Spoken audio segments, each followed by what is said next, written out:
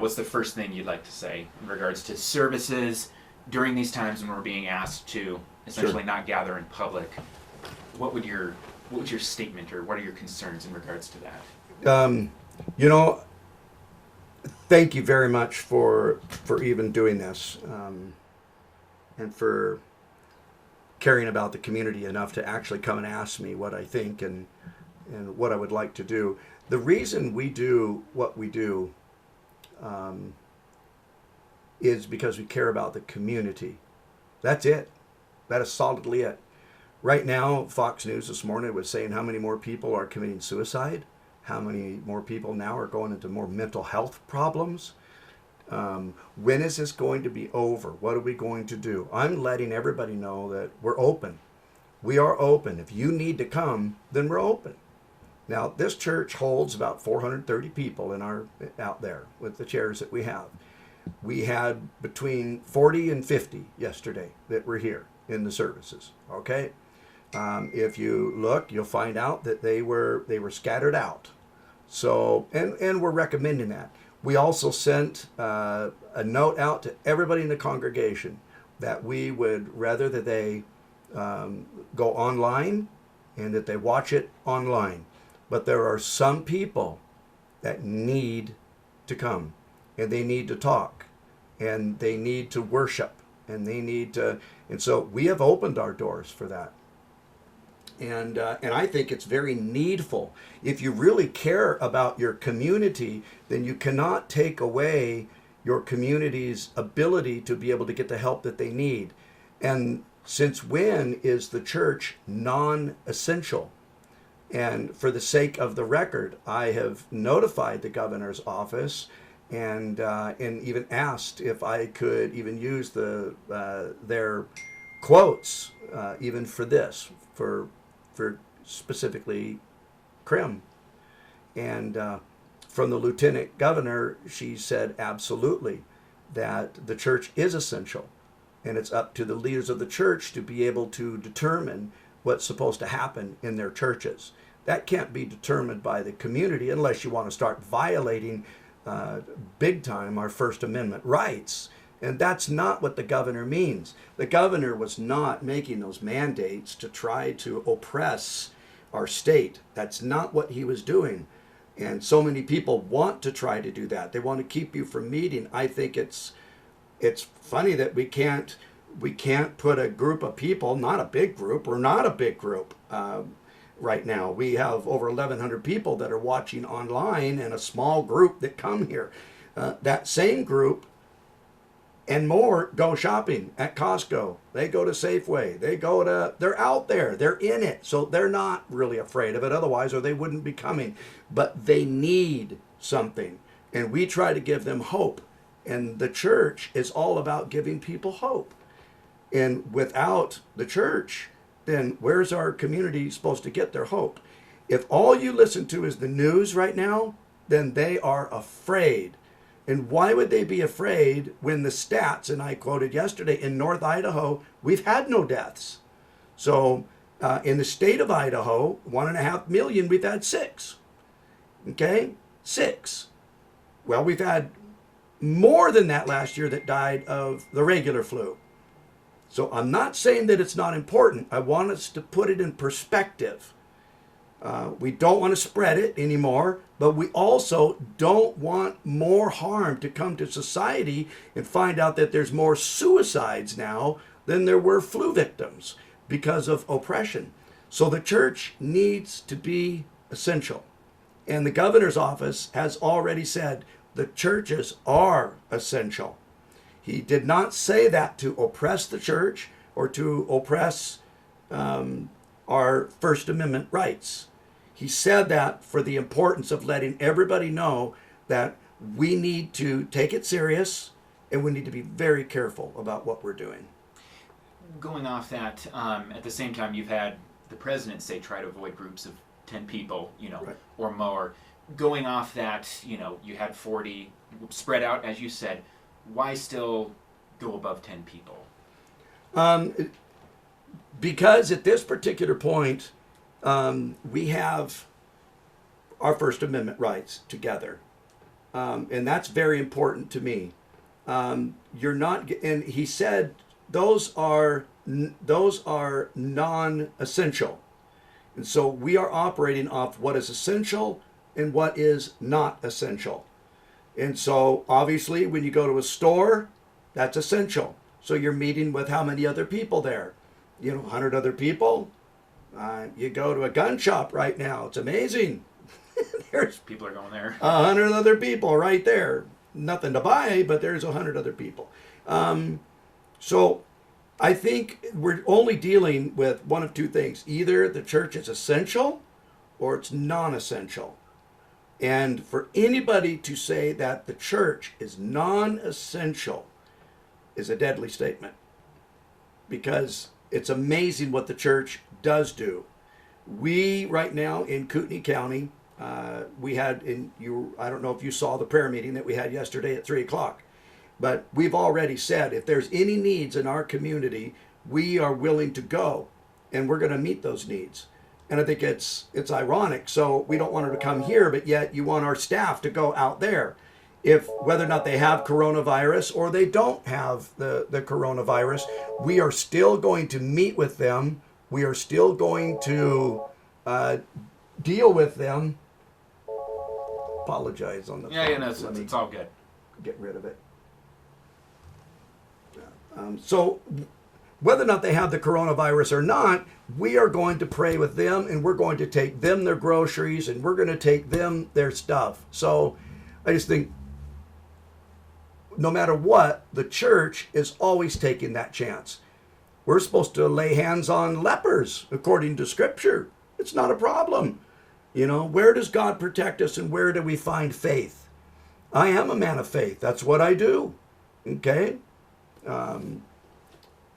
Man, I could give you my testimony, but most people know it. And so I don't do this to be rebellious against anybody. I don't do this to cause problems.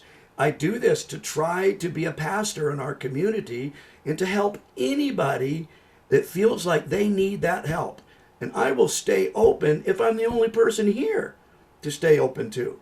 I will stay open for those people to come in and get that hope back in their life and to get the faith back in their life. This is the flu. We're not at war right now. We're not having our neighbors being shot. We're not having this isn't and I don't need to go through all the different names of everything in the past, those type of things that are killing everybody around us. Although in some states, New York is being hit really hard. If I was in New York, I would be doing things different. Okay? Although I would still be going out and volunteering for all of these jobs. And so should the church. That's what we do. So because we come together to bring hope to one another, even if it's small congregations, then I think we still need to continue doing that. So understanding, one of your big main points is with all this going on now, there's this health aspect with the virus, but also, as you were mentioning, safe to say there's a mental health or a wellness aspect, and having church is one way to kind of combat anxiety, depression, or anything that might come about as a result of everything we as a society are going on right now. Absolutely. Absolutely. Absolutely. To answer your question, that's especially, that North Idaho and Kootenai County has one of the highest suicide rates in the country. And so we're always combating that here at the altar. We're always combating mental health problems. We're always combating our juvenile problems all over the place. We're always combating these things. But our governor, again, is not telling the church to stop, to slow down. He's not telling our church not to meet, or he's not telling us that we're non-essential. He's asking us to be very careful in what we do and to be wise in what we do. And we are doing everything we can to be wise, even by telling our congregation that it's probably wise that you stay home and watch this. But if people still want to come, they can. If people still want to come, then I am open, because I don't ever want to close my doors to people that need it. Because what this causes You got to remember, people are losing their jobs. They're not going to work. There's a stimulus out there. But the stimulus, where is that coming from? There's so many more problems to this than people even realize. The financial burden on, again, in North Idaho, we have not had those deaths. But the financial burden alone will lead people to do things that they would not ordinarily do. Some of that being suicidal, some of it leading into mental health problems, and the stress is sometimes astronomical when you live from one week to the next. So who's open for them? The church can't close its doors. Going to the video from yesterday, Yes. and here's a good question, just to be clear. Do you prefer the term sermon? What were we watching there? What would you call that? Or... Well, when I am at the church here, I'm not a representative, and I want everybody to know that. When I'm at the church, I never ask to be a representative. Appointed by Governor Little. I was appointed by the governor. I'm a pastor, and that's what I'm doing. I am pastoring these people while I am here, trying to instruct these people and help these people as much as I can to try to understand what's really going on. For instance, the $2 trillion that we're given. I want to let the people know this is an incredible stimulus, but we don't have it. And so you need to understand that if we're giving it out, then our grandchildren are going to be paying for it, not us. And we don't need to just take from this. If you can survive without the government having to give you $2 trillion that we don't have. We would never do it in our own pocketbook. We should not expect them to do it. The only reason they're doing it is because they're the ones that are closing down the businesses. And the bottom line is we've got to recoup in a different way. Our communities operate by the local communities. Our local mayors asked us to come together and to pray and advise. And so that's what we're doing. We are praying about this and advising. People are going to get back up because we operate by a community, and we'll exhort the community to get back up. This is a spiritual battle that some people are going through. Most people are going through. In fact, all of us are going through it, whether we know it or not. But it's a spiritual battle. And so we're here to just exhort people to get past this. You had at least one member of this community go through the health battle with this. You said Yes. At least one member Yes. of this group was diagnosed with coronavirus and you were exposed to that person? Yes. Any concerns with being exposed to this person and then coming here to church and encouraging others to come? No, it was a quick exposure. They both got back from a missions trip to the Dominican Republic, and one of them went into immediate quarantine. The other one came here, and then we didn't see him after that. This was how long ago you would This have been is exposed to them? Or? this is almost 3 weeks ago, and so nobody here has any signs other than those two that came back from the Dominican Republic, and so they are quarantined. And it's interesting that even the people in their house don't have it. So just for people to realize, just because that you touch somebody or you stand behind the grocery line with somebody or you're standing beside them at a particular shop where you're shopping, that does not mean you're going to get it. And you don't need to be paranoid. They just have, they want you to be 6 foot apart just in case. That's all. Because the people in their own households do not have the virus. So, which I think is odd. Yesterday in that talk too, you were talking about coronavirus. You were talking, as you've been talking about now, the stimulus and stuff like that. And you said this is a gimmick. It's a test. Yeah, gimmick was a wrong word. I shouldn't have used the word gimmick if I used the word gimmick. I couldn't figure out sometimes after, and I hate to always use this, but after taking a bullet to the head that one time, I can't always think of words very good. But it is a test. We don't know what kind of test this is that we're going through, but we need to pass this test. And we need to be victors, not victims. When I was shot, I'm not a victim. I'm a victor because I'll get past this.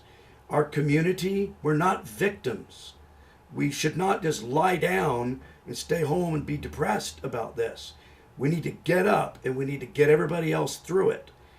And we'll be on the other side of it. This community is very good at that. And we'll be on the other side of this quicker because this is a community where we care about one another and we really exhort one another and we'll help one another as much as we can. But to do that, you will have contact with that person to do that. That's all there is to say about that. If you're going to take them groceries, if you're going to go help them, if you're going to pray over them, then that leaves all of our staff open for this. But I'm not going to stop. That's what we do. That's what we are here to do. And just to make sure, touched on it earlier, but are you taking the precautions here in terms of making sure things are clean, people will be separated? I mean, what's that all like? We're taking, every church that I know of in Kootenai County is taking big precautions. The people that are cleaning our church are cleaning absolutely everything, from the chairs to the back of the chairs to the entry to the rails to it's super disinfected. When people come in, most people are giving you the elbow. Some people don't care. They'll still come up and shake your hand. Well, they'd shake their hand here or out there. So we can't keep everybody from doing that. But we're making the recommendation that we've got the disinfectants right when you come in the door till when you leave the door. When they come into the church, you'll notice in the church that they're scattered all over the church by families. And so we're taking every precaution we can without ruling over them. We're not ruling over them. We're just letting them know that if you can watch online, watch online. But if you feel like you want to come, I am open for those that want to come, whether I preach to one person, 20 people, or 10,000 people, which obviously will not happen around here because most people are really afraid of this. And rightfully speaking, it's a bad virus. But hopefully next year when people look back, then they're going to find out that we had less people that died this year because even during the normal flu, we don't do this.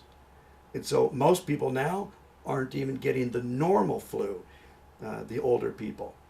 And so, but we can't do this every year just because the flu kills this many people every year. For this one, we are because of the type of flu that it is. But you'll find that in North Idaho, there'll probably be less people that died of the flu this year. Shifting gears, this is kind of the last question I have, but we've kind of now entered the time where the legislature's wrapped up, correct? So you've had your first time there being a lawmaker. Coming back here, now being a pastor, as you always have been here, of course, does it feel any different or anything like that, being a pastor? Does it kind of feel like the same as it's always been now that you have been appointed a lawmaker? I mean, what's that like for you, kind of having these two different roles now? I don't even consider myself, outside of I've been appointed to that office, and I do take it serious, I'm a pastor. Coming back as a lawmaker, still having to take that serious when I'm out in the community, I still need the right to be a pastor, and people need to give that to me. I've been a pastor for 27 years here, so I've been a pastor for 35, 36 years. But being a pastor here, if people would just be kind enough to just let me be a pastor while I'm here. It's interesting, once you become a lawmaker, the ones that feed you most of the time are not very kind people. So when the lawmakers are down there, we get these darts that are always coming at us because we didn't vote right what you wanted us to vote. We said the wrong thing. And then we come back and then we still get blasted by those particular people because you're a lawmaker, because you serve on the legislature. Is it fair for people to be critical of something, though, since you've now been appointed to represent a whole group of people, not necessarily those within your congregation? That is fair. Yeah, I have to give that to them because we're supposed to be representing that group of people. But most of the group of people that were hammering you aren't even in your district. but that's okay. We still represent those people. But if people would be kind about what you want us to represent, we would be glad to represent it. as lawmakers, that always goes a lot further. And Everyone could just be kinder in general. I take it right. Oh, absolutely. Yeah, if people just be loving, then it would really, really help. And there's a lot of loving people here, but those people need to speak up a little bit more rather than just the. It's always the one small group everywhere you are that really make it hard to do what we do, whether it be pastoring, whether it be holding our. If there was a restaurant in town that was serving people and just keeping the tables on the opposite side, you would have people picketing them on the outside trying to shut them down because supposedly they're not operating from what the government mandated. And they have to be careful about when they say what the government mandates. There's not been any martial law that has been set down. Good recommendations, safe recommendations is what our governor has given, because I believe our governor does care about the people. I would not say that he does not care. But I also know his heart, and I know our lieutenant governor's heart, and she also would not ever want to say that the church is non-essential. The church is very essential and needs to be alive and well throughout the whole state. Pastor, that's all I got, unless there's anything we missed or anything else you wanted to make mention of. Not that I know of.